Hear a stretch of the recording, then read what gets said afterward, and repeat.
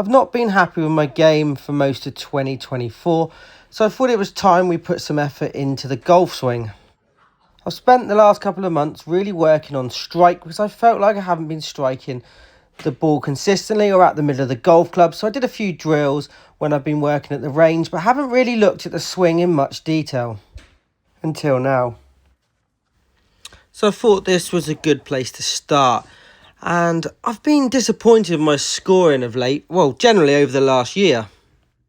In sort of late 2002, early 2023, I started the year at round about sort of 5 handicap, but my handicap continued to come down. I had a slight blip where it went up here. I think it's showing now around about May time. But from sort of July onwards, my scores here, I'm just flicking through quickly now, came down. And I actually got down at the end of 2023 to 1-0. So I look from an old swing from sort of January 2023 when my good form really started, and have a look at the position at the top of my swing because it's something that I've struggled with and something I had to work on throughout my golfing life. And this is the swing currently. Unfortunately, that is full speed and full power. So let's slow it down and have a look at some key positions in the swing. This is the top of the backswing, a very different position that we find ourselves in from 2023. You don't need to be a golf pro to realise that the club is swung too long and it's straight across the line at the top of the backswing. It's also very steep. The downswing is far steeper than the backswing, and I'm swinging it miles from out to in across the ball. My swing hasn't felt good for probably best part of sort of 9-10 months. And I've been swinging it slower and slower because I've been concerned about the two-way miss. So by swinging it slowly, I've been able to control face better, but losing power and losing distance. I'm just going to take you back to an old video really, just to reiterate that particular point. If I can make the swing better and make myself feel more confident, I'm sure the power will return. If we look at Leicester's ball data, he's spinning at 6,500 average. He's peak heighting, topping out at 37s, 36, and he's carrying it 177 on his biggest hit. Leicester does have speed, and you can see that in the vlog. He can outdrive us. He's up there with Matt and consistently a little bit further.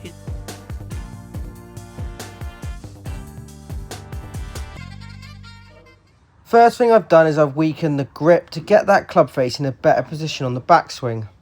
Rather than getting that club behind myself, I've tried to swing it on a straighter line on the backswing and then to actually turn to the top. My checkpoint for the length of swing, as soon as my left shoulder hits my chin, that is when I know I've completed the turn on my backswing. The strike wasn't particularly good, but that has to be expected. This is a slow-mo of the position I'm trying to get in. The old swing is on the left-hand side of the screen and the new position on the right. Not perfect, but better. Let's now slow it down at the top of the swing and have a look at that position. Hopefully you'll notice some differences. People like pretty lines, so here's a couple for you. Ideally the left wrist and the club face should be sort of parallel, and also the two lines I've drawn should be close to parallel. But I'm happy with that because that is a massive improvement. Definitely a more manageable and more playable position. There's the start and the end of the session, positions at the top of the backswing. When you're working on any changes, it's important to sort of exaggerate the movements, and that's exactly what I'm doing here.